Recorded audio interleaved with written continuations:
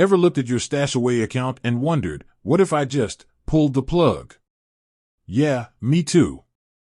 We've all been there. You're scrolling, maybe you're seeing some fluctuations, or perhaps you're just reassessing your financial goals. The thought crosses your mind, what actually happens if I cancel StashAway? It's not as simple as flipping a switch, and there are a few important things you need to understand. Let's break it down. First, let's address the big question, can you even cancel? Absolutely. StashAway, like most legitimate investment platforms, allows you to withdraw your funds and close your account. They're not going to hold your money hostage. But, and this is a crucial but, how you do it and what happens afterwards is what we need to focus on. When you initiate a cancellation or withdrawal, the process isn't instant. StashAway needs to liquidate your portfolio.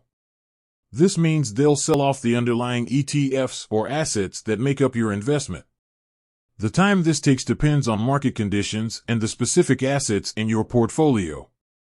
Generally, it can take a few business days, sometimes longer. Now, what about the money itself?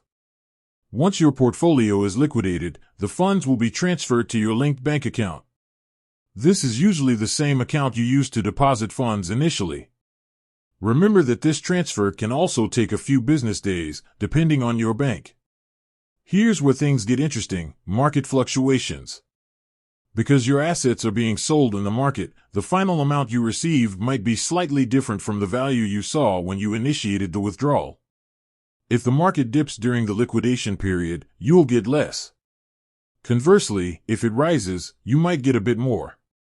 This is the inherent nature of investing, and it applies even when you're exiting. Another crucial aspect to consider is fees. StashAway charges management fees based on the assets under management. When you withdraw, you'll be charged fees up to the point of liquidation. There are no exit fees, which is a good thing. However, remember that you've already paid fees for the time you were invested. If you are withdrawing very soon after investing, those fees will have been incurred. Now, let's talk about the emotional side of things. Canceling your StashAway account could mean you're abandoning your long-term investment strategy. It's essential to ask yourself why you're considering cancellation. Are you reacting to short-term market volatility? Are your financial goals changing? Or have you found a better investment opportunity? If you're reacting to market volatility, remember that investing is a long game. Short-term dips are normal. If your financial goals are changing, that's understandable. Reassess your situation and adjust accordingly. If you found a better opportunity, make sure it aligns with your risk tolerance and long-term goals.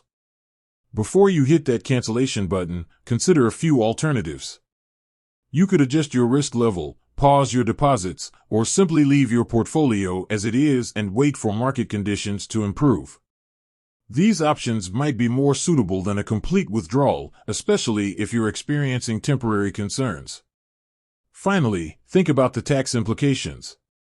Depending on your location and the type of investments you hold, withdrawing your funds might trigger capital gains taxes. It's always advisable to consult with a financial advisor or tax professional to understand the potential tax consequences before making any significant investment decisions. So, in essence, canceling your StashAway account is a straightforward process, but it involves liquidation, potential market fluctuations, and some processing time. Before you do it, make sure you understand the implications and consider alternative options. With that said, thanks for watching, and until next time.